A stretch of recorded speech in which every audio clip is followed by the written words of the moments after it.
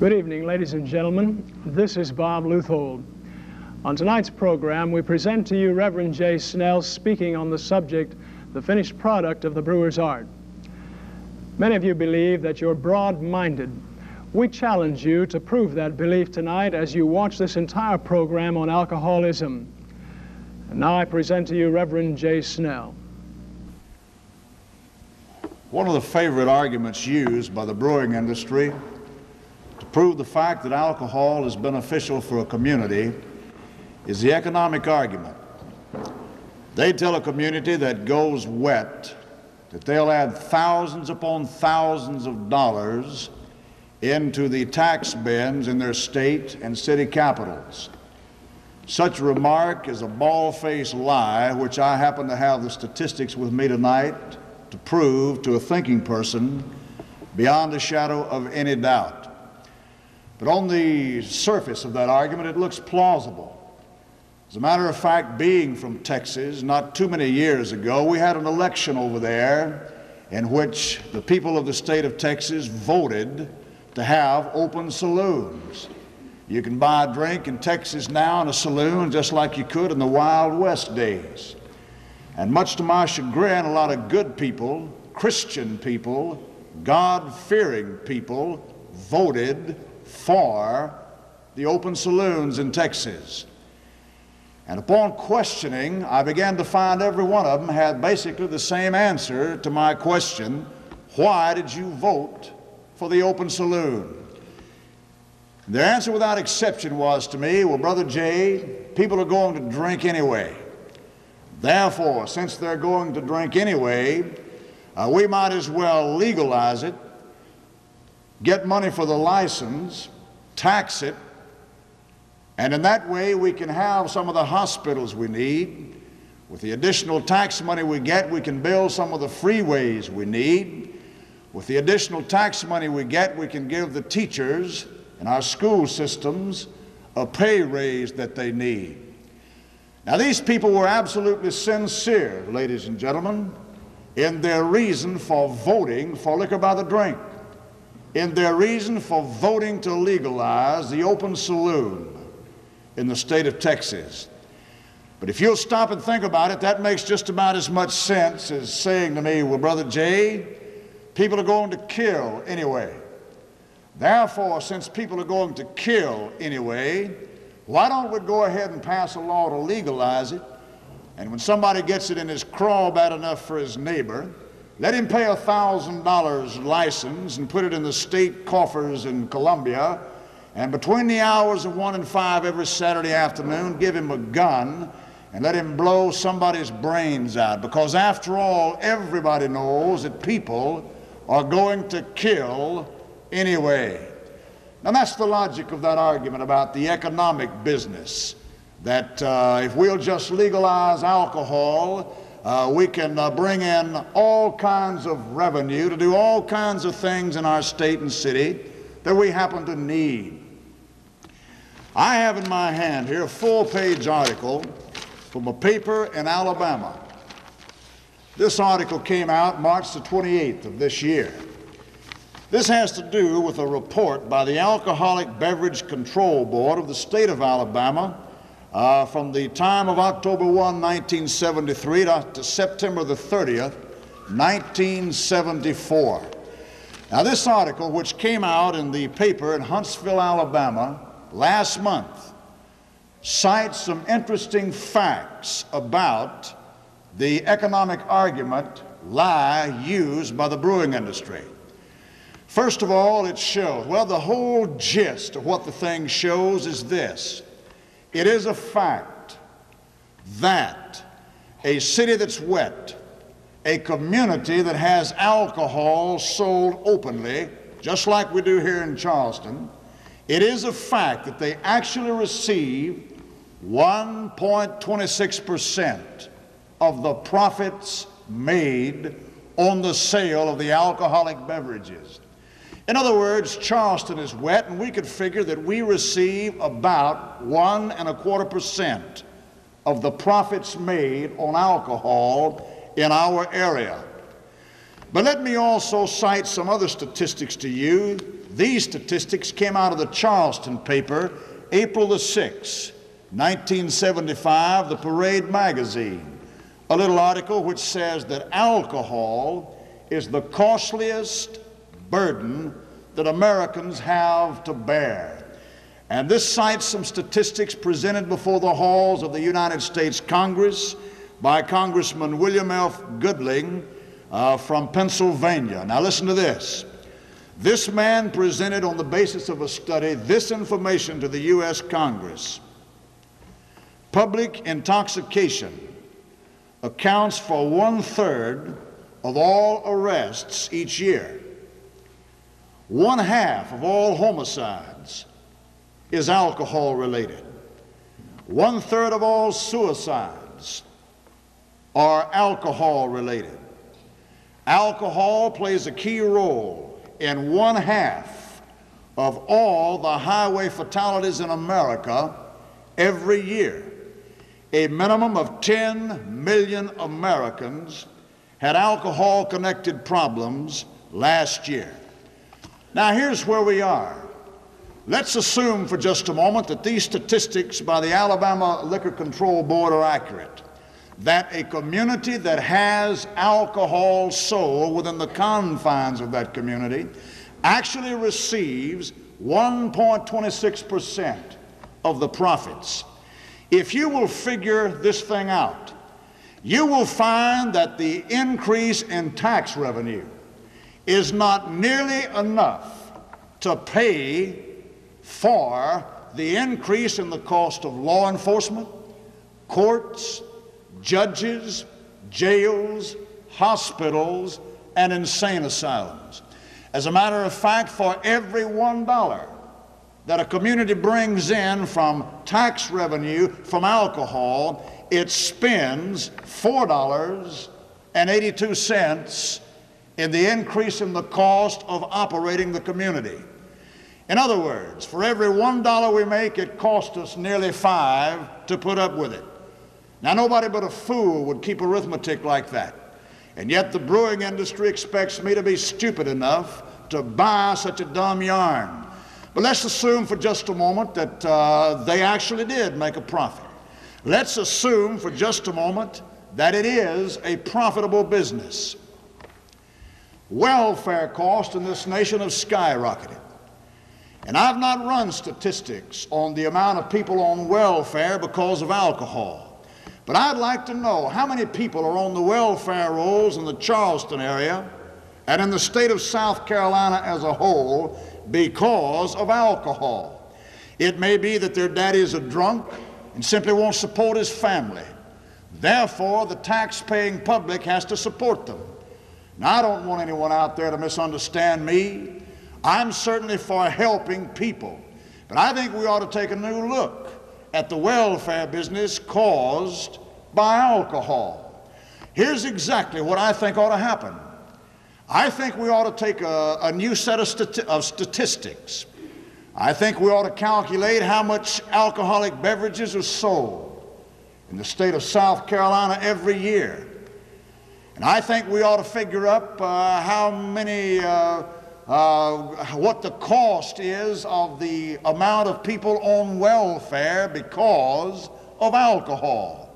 Then I think we ought to take the total of the welfare cost, welfare produced by people on alcohol or alcohol related, and I think that cost ought to be divided evenly to every bottle of beer, every glass of whiskey sold, and I think the people that drink that slop ought to be forced to pay for the welfare of those who are on welfare and leave the rest of us who don't drink this mess alone.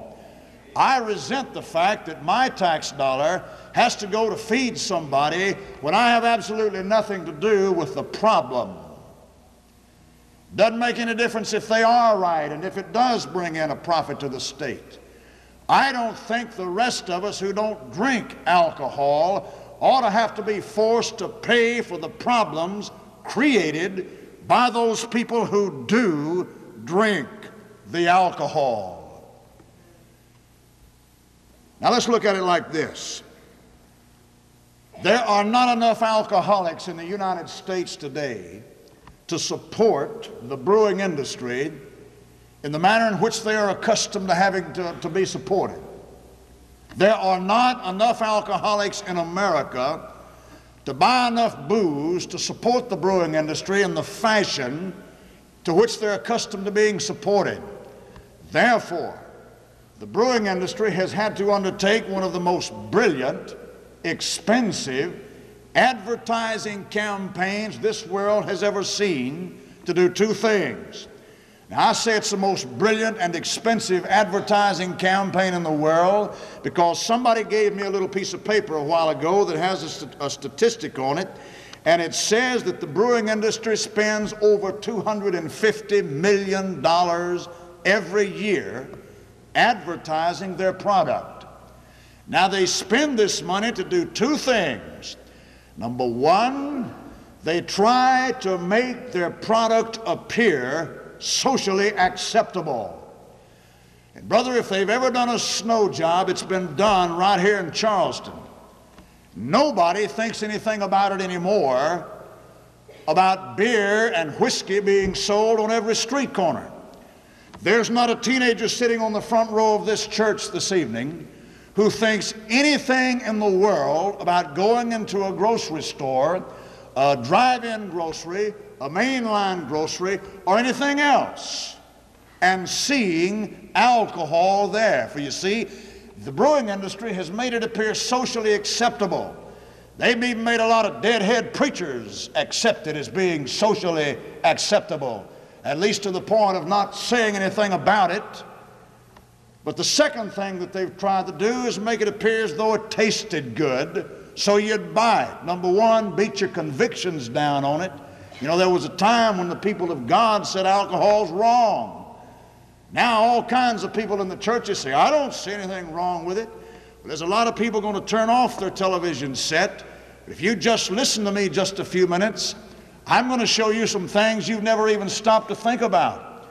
So they've made it appear socially acceptable and that it tastes good. Now let's illustrate that. You fellas work all week. You come home, you're tired. You're ready for the weekend. You can't wait for Saturday morning to get there till you can sit down and rest and rear back and watch the ball game. And about 8 o'clock Sunday morning, your wife comes in there and shakes you out of the bed, and she's got all sorts of honey-do things for you. Honey-do this and honey-do that and honey-do something else. And you get up in a gruffy huff and you're mad, and she wants you out there in the yard to mow the yard and hoe the flowers and carry out the garbage and do all of this business. And you already had it made up in your mind how you were going to relax and take it easy on that day. And here she comes on like gangbusters, and boy, you're fuming. And you're mad, and you get out there and the mower won't start, and you pull on the rope and it won't start, and you pull on the rope about a dozen times and it won't start, and you're mad and hot, and by this time you're sweating. Finally that thing starts, and for 2 hours you're mad as a hornet, and you're out there in the sun, and you're mowing up and down that grass, and you're almost cussing your wife under your breath, and finally that job's done. You shut that mower off, and you walk in there in the house, and you're just daring her to say anything. About this time, the football game's about to start, or the baseball game, and a wide, wide world of sports. And so you sit down in that easy chair and rear back, and you're hot, and you're sweaty, and you're thirsty. And about that time, the old Milwaukee beer comes on the TV, or in our area where I'm from, Jack's beer. I don't know what they sell around here. Anyway, it comes on the air, and boy, they show that stuff in its best light, and you're hot and tired and mad. And they'll pour that thing out of that bottle, and it'll fizz up in that glass, and it's ice cold, and it'll bubble up ahead on it, and the sweat will run down the side of that thing, and you're hot and tired and sweaty. Boy, you're sitting there saying to yourself, man, I'm hot and tired and thirsty. And you're saying, my, that looks good. And you look at that thing, and sure enough, they've made that thing look so good. It's ice cold, and you're hot, and you're sweaty, and they make that stuff look so good it almost makes a preacher want to take a drink. They make it appear socially acceptable. And the second thing they do is make it appear as though it tasted good. And while we're on the subject of taste, I've had a lot of people tell me, well, the only reason I don't drink because it has alcohol and I get a kick out of it. The only reason I'll take a drink is just because I like the taste of it. Now, come on, fella. You crazy as a bat, and you know it. Nobody drinks that slop because they like it. You take the alcohol out of a bottle of beer, and you just about as soon drink out of the open end of a sewer. And you know it. You drink it because it has a little punch to it. You don't drink it because you like the taste. You drink it because it does something. Let's get on another question. I said there are not enough alcoholics. Therefore, a $250 million advertising campaign yearly is waged by the brewing industry so that they can take and make social drinkers. Now, if there are not enough alcoholics in America to support these people, therefore their margin of profit comes from the social drinker. Now, having said that, let me answer another question. Then I'm going to tie the two things together. What is an alcoholic? There was a time in American life when we thought an alcoholic was a bum, just a deadbeat, a guy who actually enjoyed running out to a bar and chasing a skirt more than he enjoyed coming home. We thought an alcoholic was just the scum of the earth, just a filthy bum. But do you know that some areas of medical science today are telling us that this is not the case at all? Some medical men are now telling us that alcoholics are not made, they're born. In other words, they say to me that some people are just born into the stream of human existence in such a way their bodies are physiologically, chemically structured such that with a few drinks, with the introduction of alcohol into their systems, there is a chemical and consequently a physiological change in their basic physical nature. And the change produces this phenomenon. After the change has occurred, their bodies have been changed such that these people forever require alcohol, much as your body or my body requires vitamins and minerals. Let me repeat that for emphasis. They say that alcoholics are not made, they're born. That some people are made in such a way from birth. Their bodies are so structured that with alcohol introduced into their system, there is a change in their basic physical makeup such that their bodies forever require alcohol, just like the rest of us require vitamins and minerals. In other words, some of you people listening to me could never become an alcoholic. Some of you could be tied down under a whole barrel of some type of the popular brand of whiskey and a spigot run into your mouth, and you'd be flushed with it the rest of your life, and you could never become an alcoholic. And yet, there are other people under the sound of my voice that with a few drinks, you are forever going to be an alcoholic because you were born that way. And the big problem becomes, who's next? Do you know that there are 56,000 new alcoholics in America every year? Do you know that 1 out of every 9 social drinkers in America eventually become alcoholics? And yet the brewing industry advertises their wares that it's harmless, that it's socially acceptable, that it tastes good. Their whole thing is to catch the unsuspecting, to catch that young person who doesn't even know whether he's born like that or not. I think that's deceptive. I think it's cheating. I think it's unfair. I think there ought to be a label on the bottle that this bottle, the contents of this bottle may damn you to the gutter for the rest of your life. But you don't see that on it. Now, if there are not enough alcoholics in America to support the brewing industry, who makes up the difference? From where does the profit margin come? It comes from the social drinker. Now, what I'm saying to you people that socially drink is simply this. Next time you drive down the street, Reynolds Avenue or Dorchester, and next time you see some swaggering bum come out of one of the joints, next time you see his belly lapped over his belt buckle because he's a sot, next time you see somebody with a red strawberry nose, next time you see somebody with bloodshot eyes so bloodshot they look like a road map, next time you see an alcoholic bleary-eyed and swaggering, don't you dare point the finger of scorn at that man and say to yourself, "You old bum."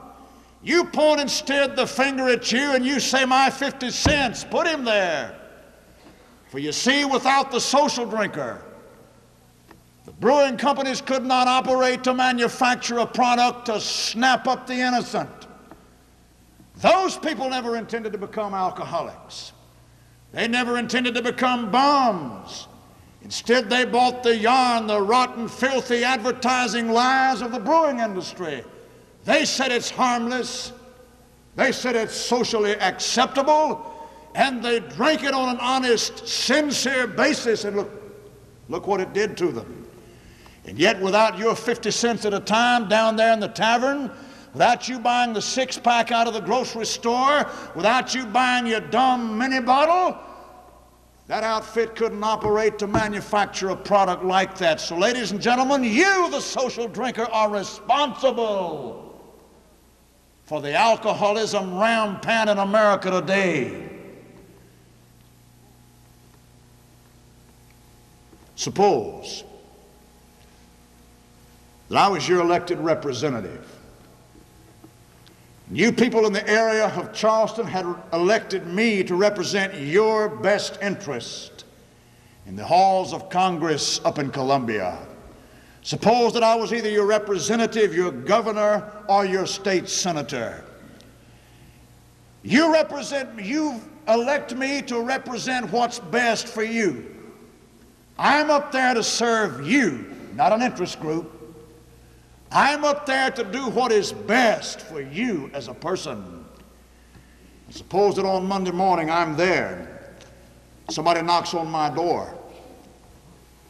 My secretary lets them in and says, "I'd like to speak to my congressman." She ushers you into my office. You sit down in the chair and I say, "All right, sir, what can I do for you?" And you say to me, "I'd like to get your help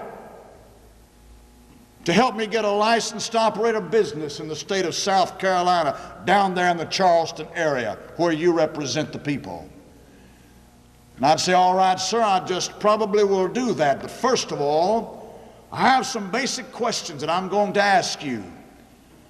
And if your answer to those questions are what I think they ought to be, then I'll help you. Otherwise, I won't. Is that fair enough?" And you say to me, "Sir, that's fair." So I'm going to ask you, first of all, what type of business are you in? You're going to say, "I'm in the manufacturing business. I'm going to open a mill down there." And I'm going to say, "All right, what is your raw material?" You're going to say, "Wheat."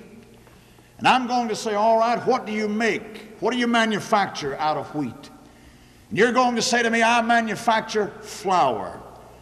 And then my next question is going to be, well, how will that benefit the people of South Carolina?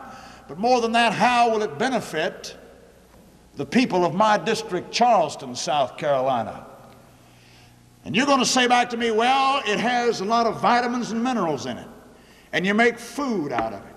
You make bread and you make cakes and cookies and pie, and it'll make your people healthy and strong, and they'll live longer and be stronger." And I'll say, "All right, sir, if you can prove that with the proper statistics, I will help you get a license to operate in my state, in my district, your mill." The next day somebody else comes, knocks on my door, comes into my office and says, Mr. Representative, I want you to help me get a license to operate a business down there in your area. And I'll say, all right, sir, but first of all, what type of business are you going to be running? And he says to me, well, I'm going to be operating a mill, a manufacturing company. And I'm going to want to know some questions about that manufacturing company. I ask, what is your raw material? And he's going to say, human beings. And I'm going to say, well, what are you going to make out of those human beings? And he's going to say, I'm going to make a bunch of bloody, homeless wrecks out of them. I'm going to say, well, what kind of mill do you propose to operate? And he's going to say to me, I'm going to propose to operate a human grist mill. And I'm going to say, what industry do you represent? And he's going to say, I represent the brewing industry. And I say, well, how do you propose to take these young people and turn them into human bloody wrecks? And he's going to say, well, I'm going to get them drunk and slaughter them on the highways in car wrecks. He's going to say that I'm going to make their daddies rum soaks so that he blows his paycheck on the booze, so that that wife never gets a new dress, so that that little child's stomach bloats up like a balloon from malnutrition because it has no milk. I'm going to wreck their homes. I'm going to wreck their lives. I'm going to leave a trail of blood on the highways slaughtering the innocent people. Now, ladies and gentlemen, it's going to be a cold day in July. If I were your representative, before I would vote to legalize anything that would do something like that to the people that I represent. And I'm going to tell you as a church and as Christians and as the people of the Low Country, next time you go into the voting booths, you people better get your foolish brain out of the dirt like an ostrich. And you better stop voting a party label, and you better start asking yourself, where does this man I'm about to vote on stack up in the light of the teachings of the Word of God? A human grist mill. I'll vote for the flour mill, but I will never vote for the brewing industry to have anything to do with the people that I represent. I'm asking you a question. How many little babies are in homes right now safely in the bed watching me on TV? How many teenagers are in the homes maybe watching this program? How many teenagers are in this auditorium tonight? How do you know, Mother and Daddy? How do you know, Mr. Representative? How do you know, blue bloods of the Charleston area? How do you know how many of them watching right now may not be the next alcoholic because their bodies are constituted from birth in such a way that with just a few drinks in their stomach, they are forever hooked on alcohol? And yet you rear back in your naivety and you tell me that Charleston is the holy city. How many young people in your family may wind up to be an alcoholic because you said it was all right, because you voted for some rotten infidel up there in the halls of Congress that'll sell out to the brewing lobby and vote it in and turn the city wide open, and your child may wind up on it? And what are you going to do about that one? There is no law, divine or human, that the brewing industry respects. Nothing. You know, we hear a lot about, I've got my rights. I'm so sick of hearing that statement, I don't know what to do about it.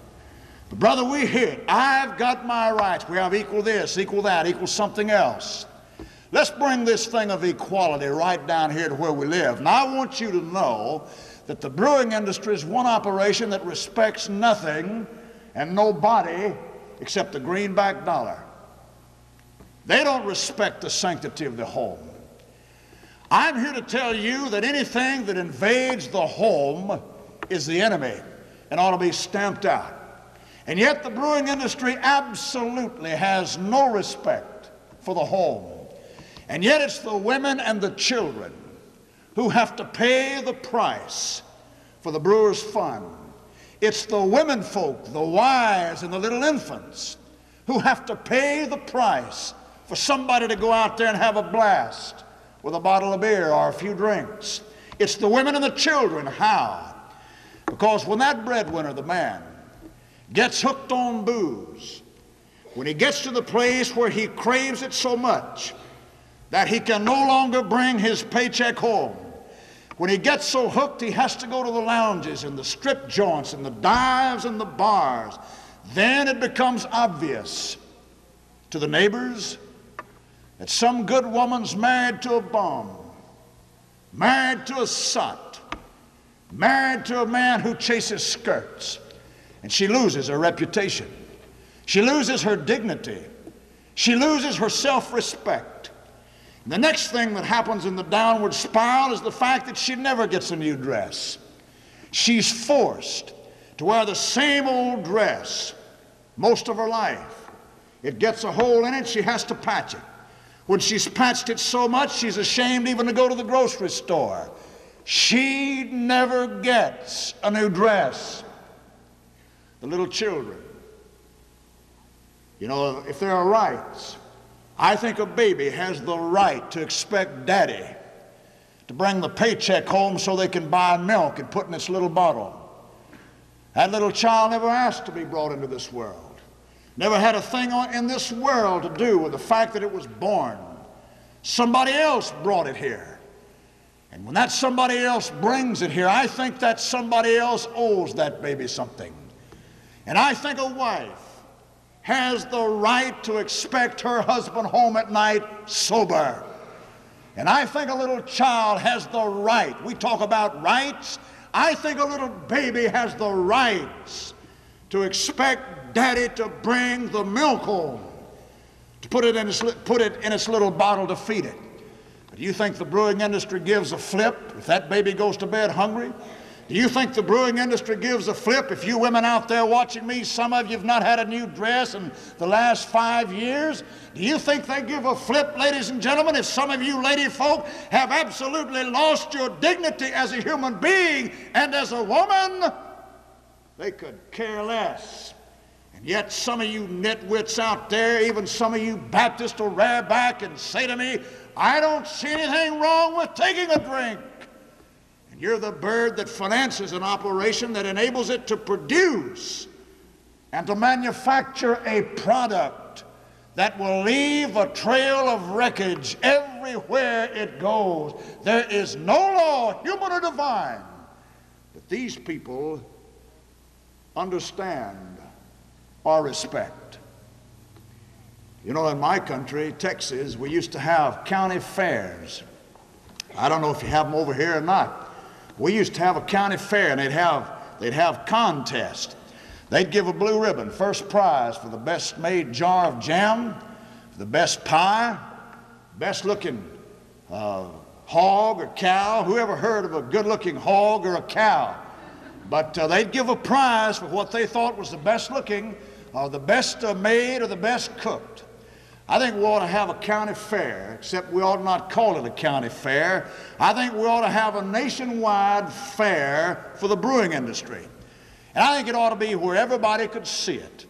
I think that we ought to let them all parade their goods. You know, this broadcast was entitled The Finished Product of the Brewer's Art. And they'll cite such and such a statistic from Germany, such and such a statistic from London, England, how that the finished product of the brewer's art won this prize. I think we ought to have another contest, but this time present the real side of the brewing industry and not a dirty, rotten lie. I think on nationwide TV, all of them ought to be forced to run across the stage the hungriest baby that they ever produced. I think they ought to be forced to run across the stage the most tattered, bedraggled, indignant piece of womanhood that they've ever produced.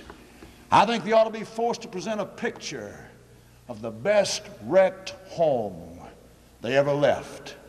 I think they ought to be forced to produce a picture of the bloodiest, goriest car wreck that they've ever had happen when people were drinking their product.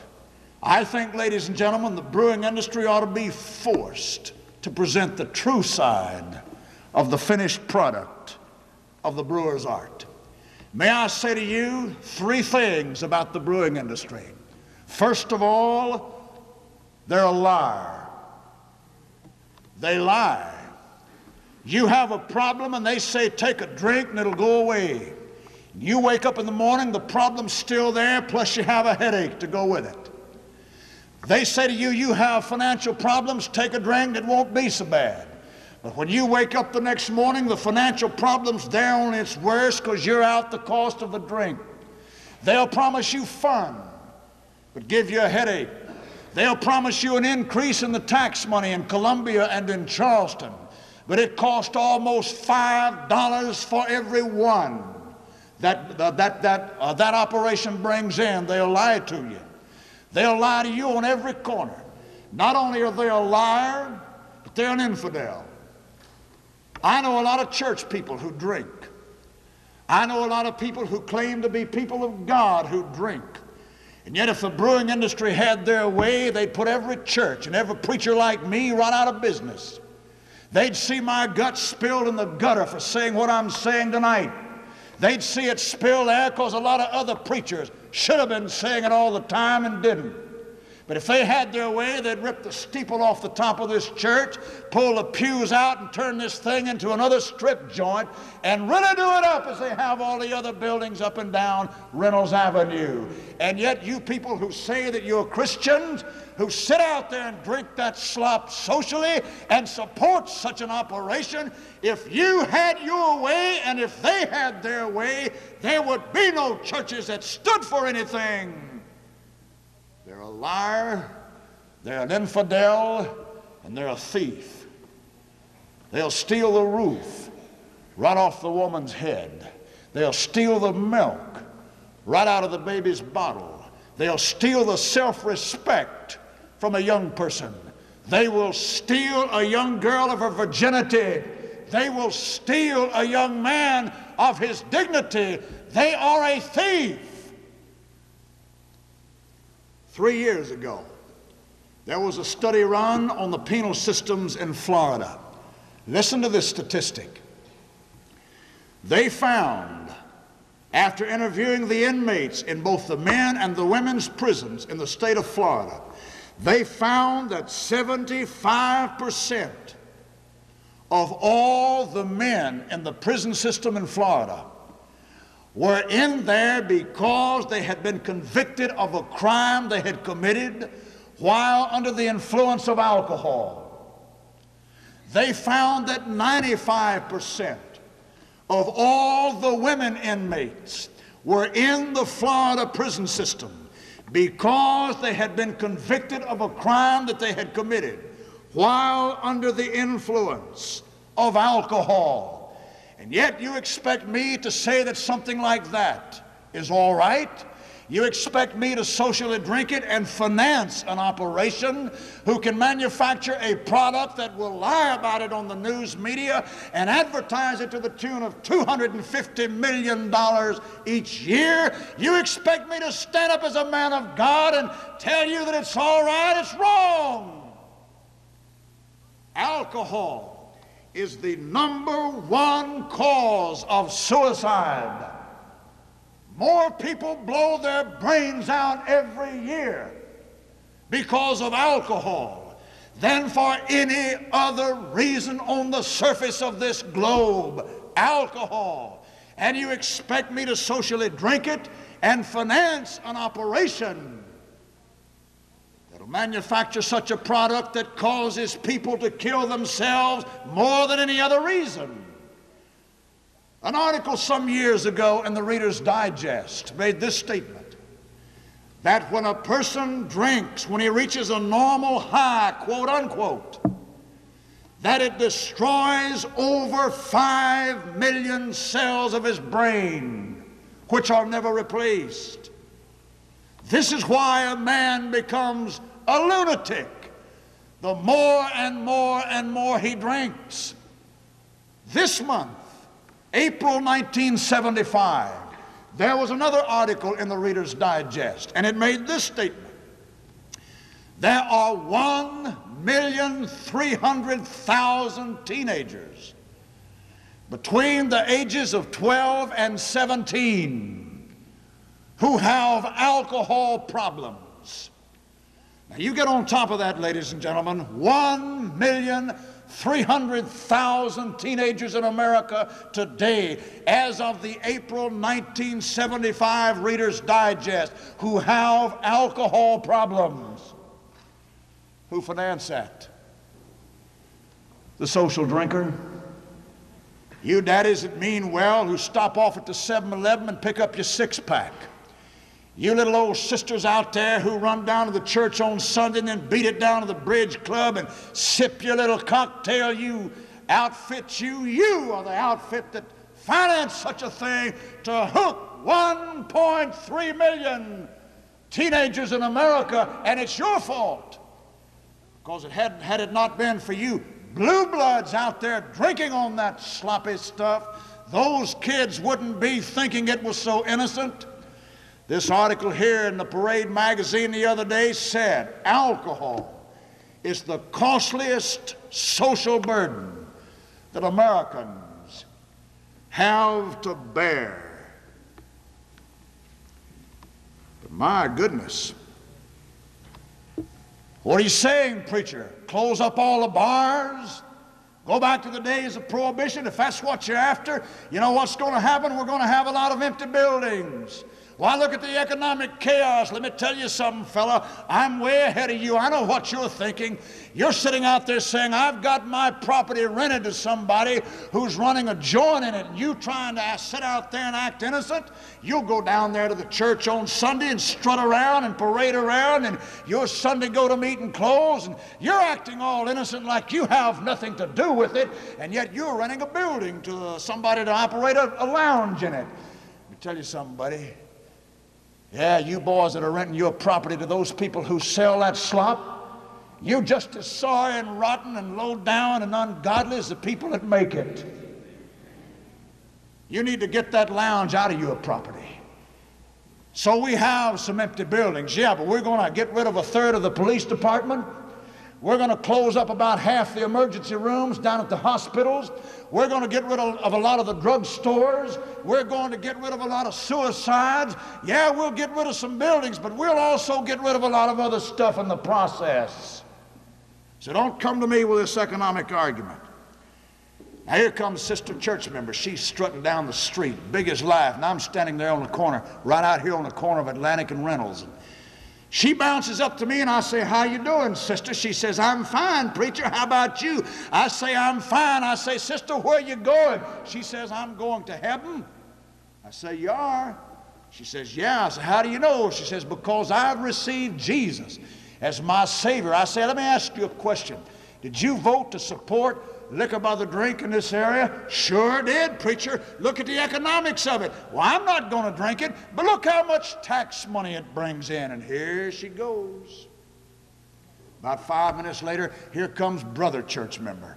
Oh, he's bouncing up like a roly-poly, and I'm standing there on the corner, and I say, now, brother church member, where are you going? He says, I'm going to heaven, preacher. I say, how do you know? He says, because I've done what the Bible says I have to do to get there. And so I say to him, now tell me something, friend. Did you vote for liquor by the drink in this area? He says, I sure did. I say, you still going to heaven? He says, I sure am. And away he goes. And about 5 minutes later, here comes some wino down here off Reynolds Avenue, staggering up the street, smells like a brewery, slept in the gutter, vomited and slept in it, nose swelled up like a strawberry, eyes all bleary and bloodshot, his stomach hung out over his belt, and it's obvious he's a sot. And I asked him, hey, friend, where are you going? And he says, I'm going to hell. And I say, why? And he quotes me 1 Corinthians chapter 6, verse 9, which says, no drunkard shall inherit the kingdom of God. And he walks on. Ladies and gentlemen, I want to tell you something.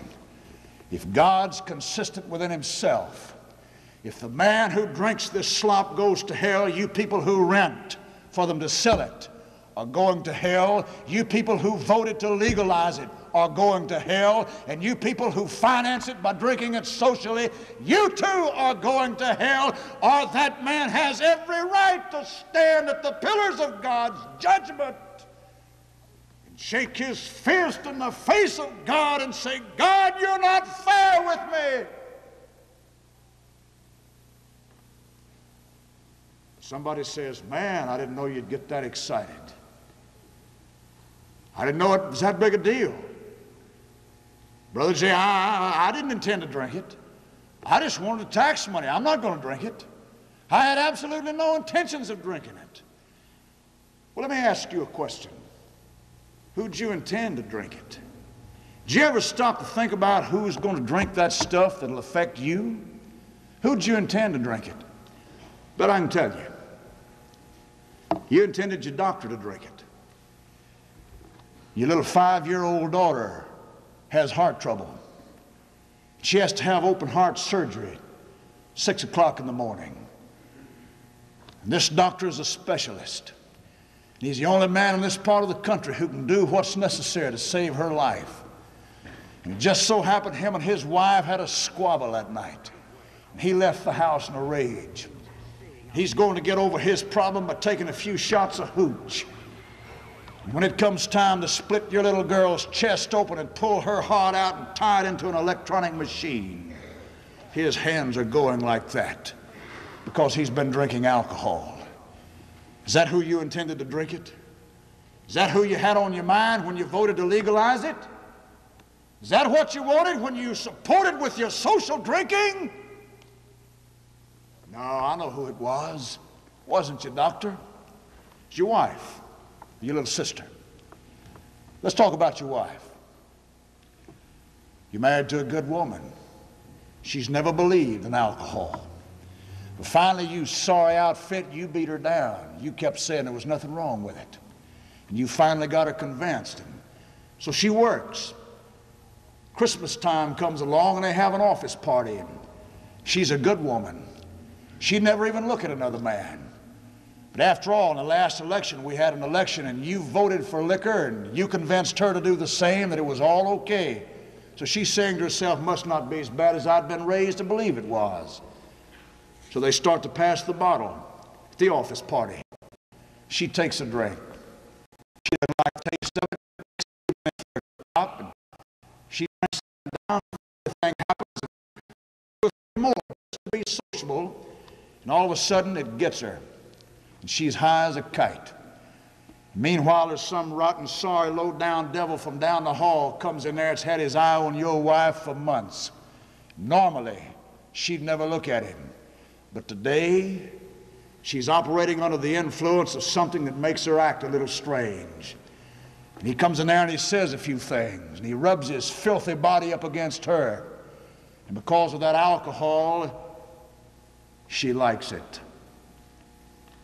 Is that who you want to drink it, friend? Is that who you intended to drink it when you voted on it?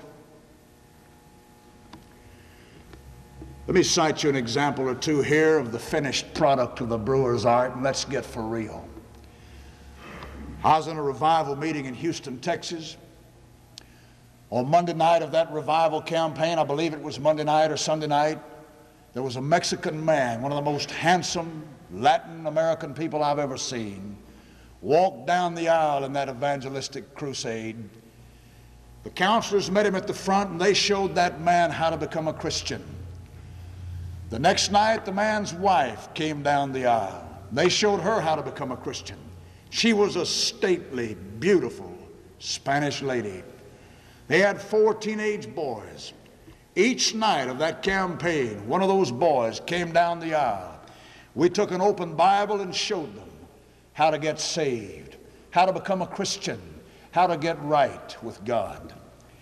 On the final night of that campaign, that Mexican man stood up and told the group, he called them gringos, told that group of gringos in that white church how appreciative he was of them for receiving him into that church. He said, this is the happiest time of my life. Well, what we did not know was this: that man was an alcoholic.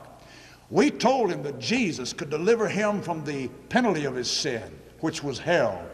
But we never told him that Jesus Christ could deliver him from the power of his sin, which was that alcohol. This man was a painter. Monday, Tuesday, Wednesday, he went to work. The guys hoorah'd him. But he didn't drink. Wednesday, he started to take a drink.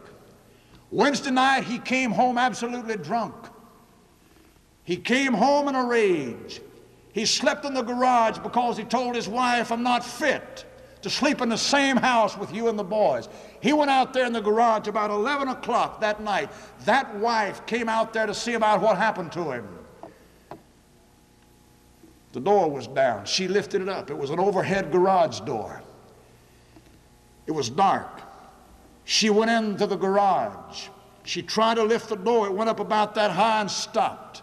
She crawled under it, crawled on the floor, crawled up the wall, felt around for the light switch and turned it on. And here's what she saw. I said the man was a painter. That man took a 5-gallon paint bucket, turned it upside down right underneath the track of the overhead garage door. His boys had a 50-foot plastic ski rope in that garage. He took that ski rope, made a noose out of it, slipped it around his neck, threw it over that overhead garage door frame, and with that door down, the frame was exposed. He set that paint bucket down, stood up on top of it, got up there, tied that thing tied up there, kicked it out from under him, and when the wife turned on the light, she saw her husband spinning at the end of the rope. That is the finished product of the brewer's art. In that same revival campaign in a Mexican area, another little Mexican girl about 22 years old came upon the platform where I was that night after finished preaching the sermon. She pulled out of her purse a yellowed piece of paper and shoved it into my hand and said, "Read these." I looked at it. I could tell the thing was old. The ink had nearly disappeared. And I could also tell it was in the handwriting of a child. And I looked at her and I saw, although it was the handwriting of a child, I saw the depth, the agony, and the pathos contained on that written page. And I looked at her and I said, "Who wrote this and for what reason?" She said, "My baby sister." I said, "How old was your baby sister when she wrote it?" And I've forgotten the age, some 10 or 12. And I said, "What happened?" She said, "Me and my sister and my daddy, we were in downtown Gonzales, Texas, which is down near the Mexican border." And she said, "We were crossing the street, Main Street, Gonzales, Texas." She said, "All of a sudden we heard somebody shout out, 'I'm going to kill you.' She looked down at the other end of the street and there stood a drunk. This guy was so drunk he could barely stand up, and he had a gun in his hand. And that gun was just waving in front of him, and he was shouting at a fellow down in the next block, saying, 'I'm going to kill you.' And these two little Mexican girls and their daddy were standing right in the middle. And she said, my daddy screamed and said, 'Run.' And she said, about that time we ran, the shots started whining. We made it to the sidewalk on the other side and spun around and looked. And I screamed out for my sister, and she said my baby sister was lying in a pool of blood in the middle of the street." And she said that drunkard's bullet hit her in the backbone and clipped it. That was 10 years ago. And she'd been strapped in a wheelchair ever since, paralyzed from the waist down. And after she'd been in that chair about a year, when she was about 11 or 12, this is what she wrote. Listen, this is from the hand of a little Mexican girl, forever an invalid because of a drunkard's bullet. "I'm so tired of being useless, of not being able to do anything for anyone, not even for myself. I wish that I could walk alongside of my sisters and brothers, sharing secrets like we used to, and being part of things once again, and walking out on nature's land and being happy instead of sad for a change." But I know it's helpless, hoping, and so I do the next best thing, and that's to have my precious dreams. That's the finished product of the brewer's art. My brother, an 8th grade education, one of the most brilliant salesmen that ever lived, made his way from the 8th grade to vice president of one of the largest insurance companies in the state of Texas, died a drunkard, penniless, broken. He got hit with a truck because he was drunk. I preached his funeral service. And as I stood there, the words of the Apostle Paul rang in my ear, because I looked in my dead brother's face the last time, and the words of Paul, "No drunkard shall inherit the kingdom of God." That's what is wrong with taking a drink, and that's the finished product of the brewer's art.